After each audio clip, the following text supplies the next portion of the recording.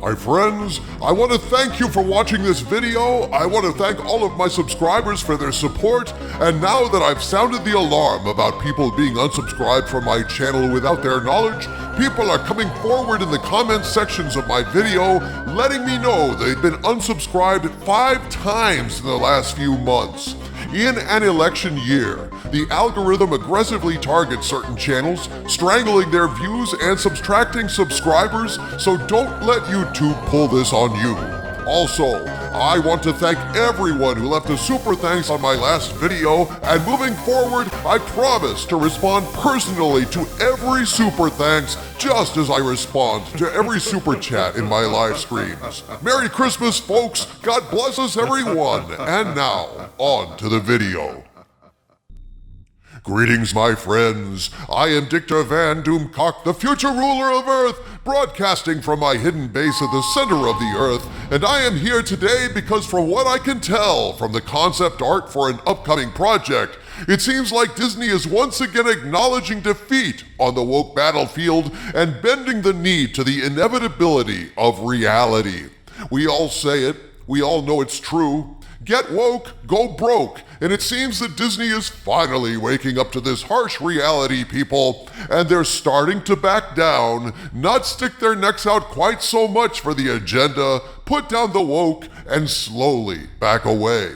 I mean, what else are they going to do? Now that articles like this are appearing all over the interwebs, Disney is worried that woke is ruining their brand after consistent flops. Yeah, no shit, Charlie Chan. Disney should have been worried about this back in 2014 when Kennedy decided to take a big dump all over Hollywood. Put a chick in it. Make her gay. Make it lame. This isn't just KK, though. This is Disney's core philosophy. Now they're worried woke is ruining their brand? That's like worrying that a dog with the runs is ruining your carpet. Little late now, compadre. You should have thought of that before feeding Taco Bell to Fido. Hey, it's like they say in the ads, runs for the border, Harvey. But I digress. Disney has had a string of consistent box office bombs, so is it any wonder that according to recent articles and tweets, Disney is apparently throwing in the towel on the Little Mermaid and making Ariel white again? How can this be? Wasn't Halle Bailey the bestest ever? Didn't the live-action remake of The Little Mermaid set the box office on fire? Didn't Disney make loads of money by discriminating against redheads, one of the biggest minority groups on the planet, swapping out yet another ginger for a person of color? No. No, Skull of Calderon, they did not make oodles of money with that little stunt. In fact, The Little Mermaid was a big box office disappointment. MovieWeb lays it out rather succinctly, quote, with a $250 million production cost and a reported $140 million marketing cost, The Little Mermaid, under the most generous of projections, needed to gross approximately $560 million at the worldwide box office, according to Hollywood insiders, to reach its break-even threshold. With The Little Mermaid finally arriving on Disney+, it seems safe it has concluded its box office numbers. The film grossed $298 million domestically and $569 million worldwide. This does push the movie beyond the estimated break-even point, but just barely. Of course, big studios have a way of hiding their numbers, so it isn't certain if the $560 million break-even point was accurate to begin with. A general rule of thumb among movie makers is to estimate that marketing will double the cost of the film, but this isn't a hard and fast rule, unquote. Well, folks, I suspect that this abominable bastardization of the classic animated film costs more to make and advertise than Disney is admitting. But even accepting these numbers, on the face of it, The Little Mermaid is a huge failure for Disney because a profit of $9 million is not what investors had in mind when they financed this crap. That's a significant amount of capital to be tied up in a project and to make comparatively what you could have made for less risk putting all that money in a certificate of deposit at the bank.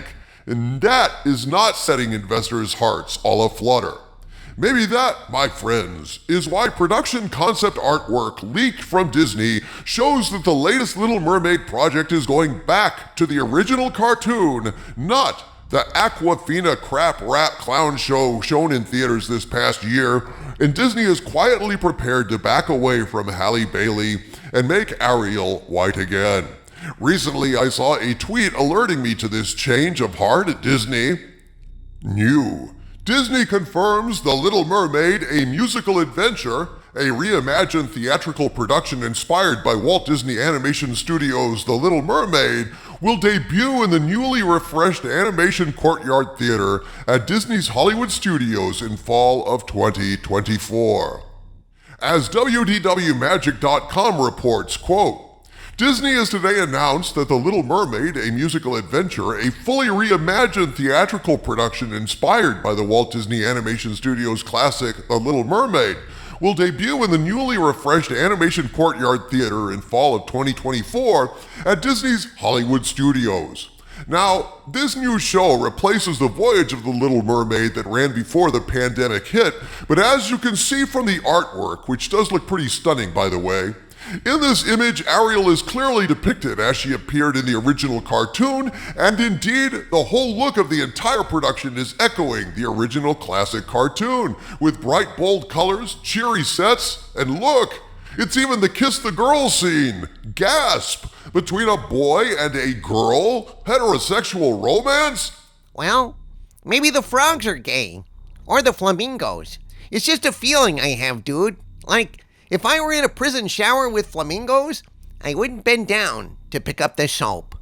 Even so, you must admit, Harvey Cthulhu, this is a very interesting course change for Disney. It's like a tacit admission that, yeah, we screwed up. The whole woke Ariel thing was a big mistake, and moving forward, Mickey really needs a new pair of bright yellow shoes, so yeah, let's do a do-over with this theatrical production, because we can't hide empty seats in a stage show like we can hide budgets and grosses. This is most heartening, Doomcock. Disney is violating every rule of corporate responsibility and profit maximization in the book, polluting their own IPs with brand confusion that dilutes their marketability and profitability. I mean, is Ariel black or is Ariel white? Is Sebastian a charming animated human-like crab with great expressions, or a literal crab with empty eyes like you can see dead behind glass at the fish market? This madness is one of the many reasons why Disney is in a perpetual state of crisis these days. And yet, of course, they can go ahead and make that change at the last minute. Once the purple hair nose ring crowd gets a load of what Disney is planning, goes wee and forces them to once again flush their profits down the toilet. This is very true, Harvey Cthulhu. The artwork is significant, not because it's a final product, but because it illustrates their own internal thinking and conflict within the Disney Corporation. I mean, this is a fact, folks. If the live-action vandalism of The Little Mermaid was a success, if the merchandising was going, pardon the pun, swimmingly, if Ariel of Color toys were moving this Christmas season, you can bet your bottom donut that Ariel would be the spitting image of Halle Bailey in this artwork, and they would be designing the entire production around this shift. The fact that they're not presenting Ariel in that way in pre-production is as close to a confession as we're going to get that once again, woke has gone broke at Disney. They know it, and they're scared.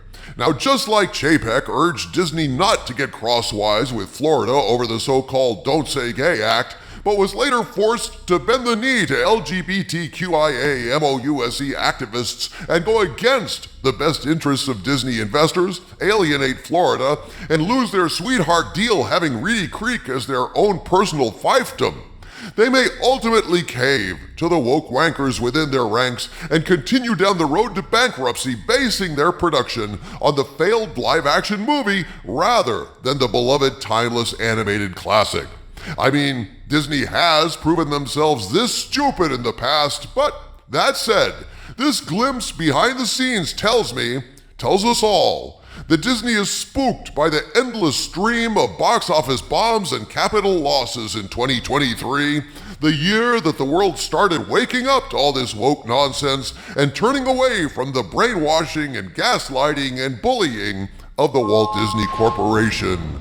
I will be paying attention to how this production unfolds, my friends, so watch this space. But I tell you, every day we get more and more evidence that woke is wearing out its welcome, and we are winning. From the center of the earth, this is Dictor Van Doomcock bidding you all, my friends, stay angry.